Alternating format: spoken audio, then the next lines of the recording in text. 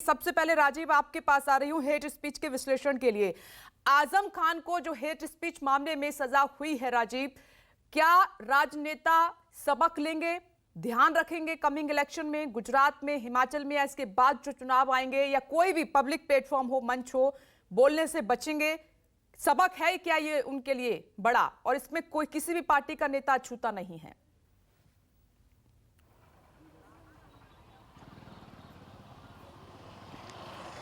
देखिए विपनेश, क्या गजब इत्तेफाक है कि 1980 में पैदा हुए ऋषि सुनक ब्रिटेन के प्रधानमंत्री बने हैं और 1980 से लगातार देश की संसद और विधायिका में एमपी एमएलए रहे आजम खान 1980 से ही लगातार वो उनकी सदस्यता गई है हेट स्पीच के मामले में।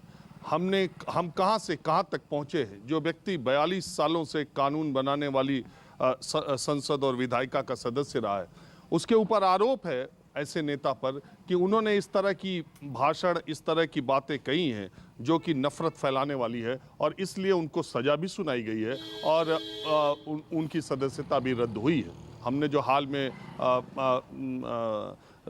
कानून में संशोधन किया है उसमें उनको चुनाव लड़ने से रोका भी जा सकता है 6 वर्षों के लिए। तो 2 साल की सदस्यता, 3 साल की सजा और 6 साल वो चुनाव नहीं भी लड़ सकते हैं। तो पहले बड़े आदमी इसके शिकार आजम खान बने हैं। लेकिन सवाल ये है क्या कि इस देश में 2019 का जो चुनाव हुआ, 2017 का विधानसभा यूपी का हुआ, 2022 का विधानसभा चुनाव हुआ, क्या इकलौते आजम खान ही हैं? या पिछले कुछ सालों में, पिछले 1 दशक में या 2 दशक में सिर्फ आजम खान ही ऐसे ही हेट स्पीच देने वाले थे जिनकी सदस्यता रद्द होनी चाहिए थी, जिनकी सजा होनी चाहिए थी? सवाल ये उठेगा। अब देखिए, नफरत का जो माहौल है वो इस तरह से समाज से लेकर राजनीतिक गलियारे तक पहुंच चुका है कि ये दिन आने ही वाला था। ये ठीक है कि आजम खान को सजा ज़्यादा मिली या कम मिली, लेकिन सजा सबको मिलनी चाहिए। इसमें चाहे कोई 40-42 साल का विधायक हो, सांसद हो या किसी पद पर बैठा व्यक्ति हो। बोलने की स्वतंत्रता, बोलने की आज़ादी के नाम पर देश के राष्ट्रपति, देश के प्रधानमंत्री, राज्यों के मुख्यमंत्रियों के खिलाफ किसी भी तरह का शब्द इस्तेमाल किया जाए, इवन जजेस के खिलाफ भी कुछ लोगों ने किया है। देखिए, मैं आज किसी का नाम नहीं ले रहा हूं, लेकिन दुनिया जानती है कि सबसे ज्यादा नफरत फैलाने वाले बयान किन लोगों ने दिए हैं। उनके नाम सबको पता है। उन्होंने पूरी उनकी पहचान ही नफरती बयान देने वाले नेता या सामाजिक व्यक्ति के तौर पर है। एक अभी तक जो हेट स्पीच के बारे में बातें चली आ रही हैं, आपको मालूम होगा प्रभाकर ज्यादा इसको अच्छे तरीके से बताएंगे। सुप्रीम कोर्ट ने लॉ कमीशन को कहा था, लॉ कमीशन ने अपनी रिपोर्ट दी थी इस मामले में। बेज बरुआ समिति और विश्वनाथन कमेटी, 2 कमेटीज बन चुकी हैं। कमेटीज का ही रिकमेंडेशन था कि इस तरह की सजा का प्रावधान किया जाए। ये बहुत पहले से चल रहा था। 1 हफ्ते पहले ही सुप्रीम कोर्ट ने बहुत ही हेट स्पीच पर कड़ा बयान दिया था। लेकिन सवाल इसके आगे उठता है, आजम खान के पास रास्ता खुला है। अभी उच्च न्यायालयों में वो जाएंगे, ऊपरी अदालतों में जाएंगे, जो फैसला होगा। लेकिन ये संदेश तो गया है, और इस स्तर पर देश में नफरत फैलाने वाली बातें की जा रही हैं कि जो कहते हैं ना, पाप का घड़ा भर गया था। अब ऐसे कदम उठाने बहुत जरूरी हो गए। दूसरी बात है कि हरिद्वार में जो हिंदू साधु संतों का सम्मेलन हुआ था, उसमें जिस तरह की नफरती बातें फैलाई गई थी, उसके बाद बरेली के जो एक मौलाना हैं, जो इसीलिए जाने जाते हैं कि वो भड़काऊ और नफरती बयान देते हैं, और तमाम ऐसे लोग जो एमएलएज एमपी नहीं हैं, क्या उनको इस बिना पर छूट दे दी जाएगी कि उनकी सदस्यता नहीं जा सकती, तो उनके खिलाफ कोई एक्शन नहीं हो सकता?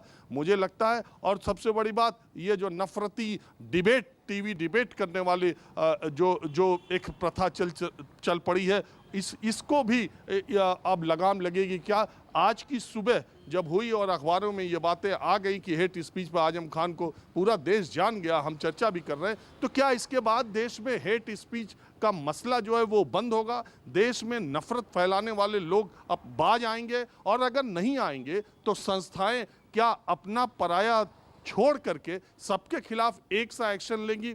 क्या समाजवादी पार्टी की सरकार अगर उत्तर प्रदेश में रही होती तो आजम खान के खिलाफ इसी तरह एफआईआर दर्ज हुआ होता और इसी तरह उनके खिलाफ फैसला आता क्या?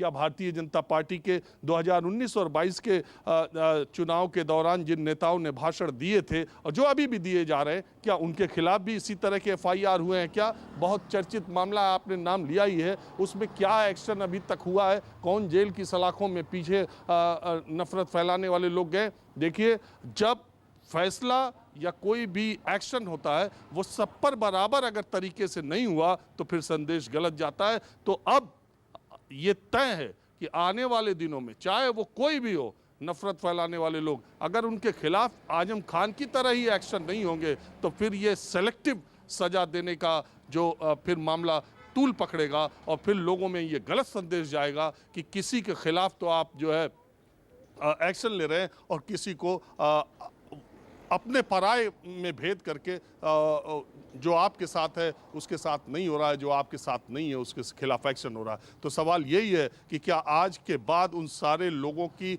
जुबान पर लगाम लगेंगे या पीछे भी जिन लोगों ने इस तरह के बयान दिए उनके खिलाफ आगे कोई कार्रवाई होगी? अब देश समाज इस तरफ देखेगा और हम सबको ये दबाव बनाना चाहिए कि आगे से आने वाले दिनों में कोई भी आदमी अगर देश में नफरत फैलाने का काम करता है तो उसके खिलाफ आजम खान से कड़ी सजा हो, क्योंकि कोई भी देश, कोई भी समाज, कोई भी परिवार नफरत से आज तक आगे नहीं बढ़ा। समाज, देश, परिवार को आगे बढ़ने के लिए प्यार और भाईचारे की सबसे ज्यादा जरूरत है।